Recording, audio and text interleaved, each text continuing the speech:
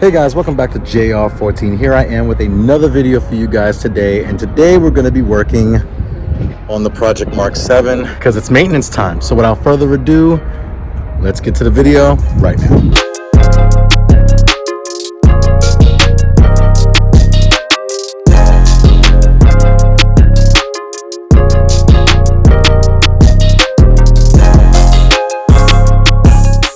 So as you guys know about this car sometimes is great, wonderful, fantastic, exhilarating, engaging the drive, right? And then sometimes when things go wrong, stuff doesn't go as according to plan. Things just end up failing or not working as the way they should.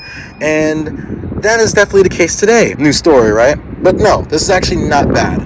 Now, I was getting an EPC light and it felt like either ignition cut or fuel cut on hard acceleration from like 2,000 RPM. And if I hold it there and then I punch it, it would throw an EPC light. It would die down a little bit, but it wouldn't go into limp mode. Other times, like for instance, when I was on track and I had a weird, track day experience where it didn't happen in the cold like during the beginning of my sessions, but towards the end of my sessions when this motor is getting hot, I started having misfire codes and random cylinder misfire codes and EPC lights, and the car kept going into limp mode. And then I thought about it. When was the last time I changed the spark plugs on this car? So I've actually forgot that I actually had to do that. So that is what we're doing today. Now, when I put the TPC 20 Turbo Parts Canada, love you, Nick. You've been awesome. This turbo's been absolutely fantastic. I noticed that I think I put in the spark plugs back then, and that was about, I forgot how many miles ago, but that was in 2021. That was in September 2021, and now we're in April of 2023. So I know that this needs to be changed. So I have all my tools here that we're going to be using. I'm going to give a shout out. This video is dedicated to the guys over at ShopDap. This is their thin 10mm socket that's going to help me get in between these guys right here, the underway of getting these off pretty quickly, getting the coil packs out, and then pulling the spark plugs up. I actually got this tool as well, which is for the Volkswagen, so I should have no issues going inside, pulling out the spark plugs, looking at the gap, and all that. Now I'm going to go in the car real quick, and I'm going to show you what spark plugs that I did get. Okay, so the spark plugs that I did get were, I don't know why 034 Motorsports is in here, but I got these from FCP Euro. These are the spark plugs that I did get. These are Brisk ER12S's silver 1786. We're gonna gap these to 0.024 millimeters, or make the gap 0.024 for each of these. And I have a gap tool over here as well, so we're gonna put these in the car. I believe I bought 2 sets of these, so these are already existing in the car. But I know when you're racing and tracking a car, you're putting more stress on a lot of different components, especially spark plugs, and spark plugs have to be changed pretty regularly. So I think these were almost about $100 or $70 for 4, but I think they're either 1-step or 2-step colder, not too sure. But I looked on EQT's website, they recommend these plugs and they recommend the gap at 0.024, so that's what we're gonna do. So I'm gonna have my GoPro, which is right there, and you guys are gonna see me through this process, so let's do it.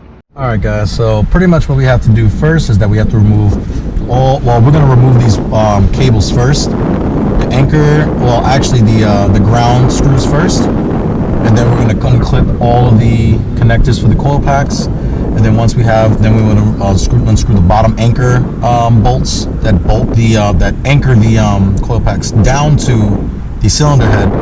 And then what we'll do is we'll then pull each coil pack up, and then we'll take each spark plug up and then inspect it. So here we go. All right, so that's where this thing comes in handy. Like I said, this is from ShopDap. And what you do is you place it underneath here, and it allows you to, that's not what I wanted to do.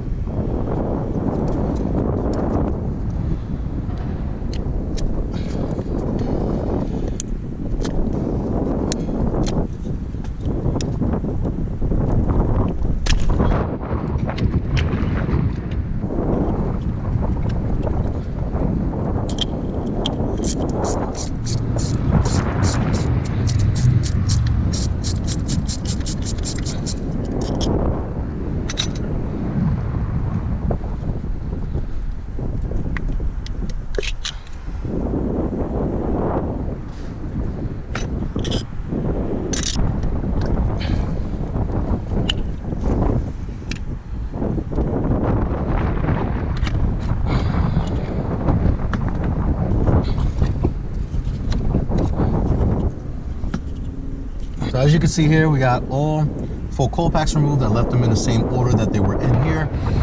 Now, why am I not going to replace the coil packs? One, I don't believe they need to be replaced right now, and I actually replaced these coil packs with brand new ones when I redid the motor.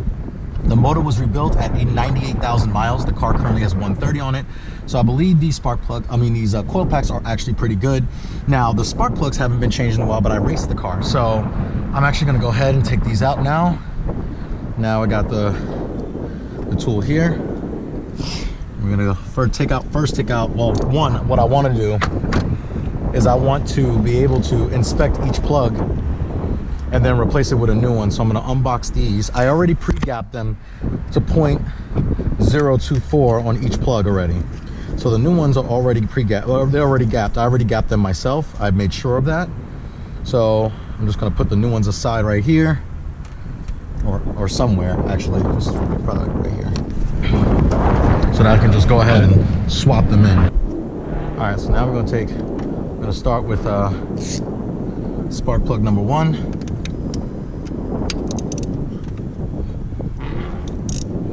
It's actually pretty loose in there.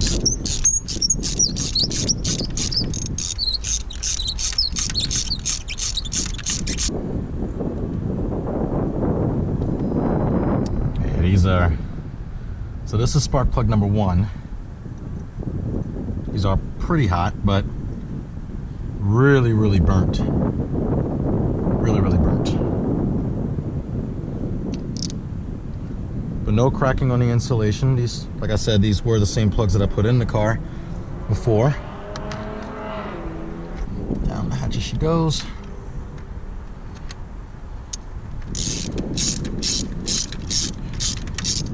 Now, sometimes my spark plugs show up white, and that's like unburnt fuel. That's what at least I've been told. I could be wrong. Put in the comments down below if I'm wrong.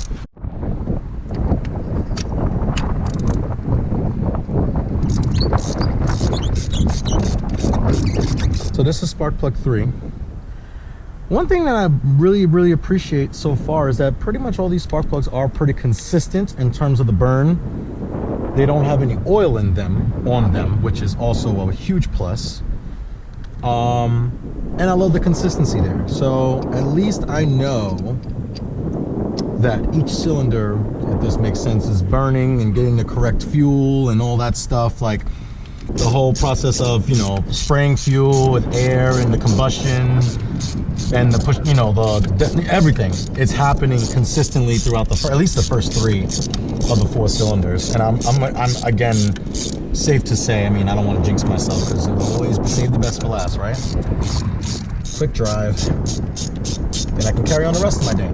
One thing I really like about this car, I've got to give it a lot of credit. To do maintenance on it, it's actually pretty simple. It's not really difficult at all. Yep. All have been pretty consistent so far. Oops. Yeah, all been pretty consistent. This is number 4. I don't know. I hope this was the issue with the hope this is the issue here. So we're gonna find out if this solves the problem by going for a quick drive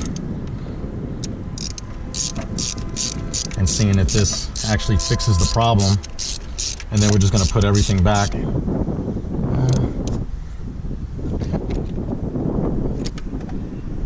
Okay, all 4 spark plugs are in. Got all 4 here, and like I said, I wanted to show you that pretty much, I just want to grab these in order so I don't misplace them, is that these cylinder 1, 2, 3, and 4, as you can see, they all look pretty much the same. No burning or cracking of the insulation, so they're not getting too hot. The tip of these pretty much all look the same, so they're burning the same. I don't know how long these are supposed to last, but I think I had them in at like maybe 100,000 miles, maybe like 105,000 miles. So these have been in the car for about 20 to 25,000 miles already. So, you know, when you're racing a car, it is wise to continue changing these. Now, I forgot I had 2 sets of these because I ordered some from FCP Euro and they said they would be there by a certain time, but they didn't get there at a certain time. And instead of returning them back, I kept them because I'm like, you know what, it'd just be good to have a spare set. And now I'm going to order another set so that I have another spare set after these go out. Again, I don't drive the car as much anymore. This is not my daily driver, so no need to worry about these type of things and to worry about, you know, spark plugs as often, because I don't drive the car as often anymore. It's a dedicated race car at this point, and or my dedicated track car, my toy, whatever you want to call it. It's not my daily driver. My Accord is my daily driver, and this has been absolutely a fantastic experience to have this as a, not as a daily driver anymore, just because of the fact it's just, it's so much better. Less to worry about.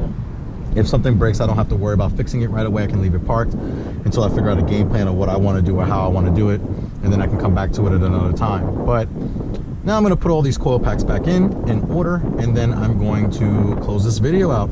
I'm going to do a drive off camera, and then actually after I do a drive off camera, I'm going to give you guys my feedback in terms of if that has been my issue and has my issue been fixed. So without further ado, let's go back and putting all this stuff together.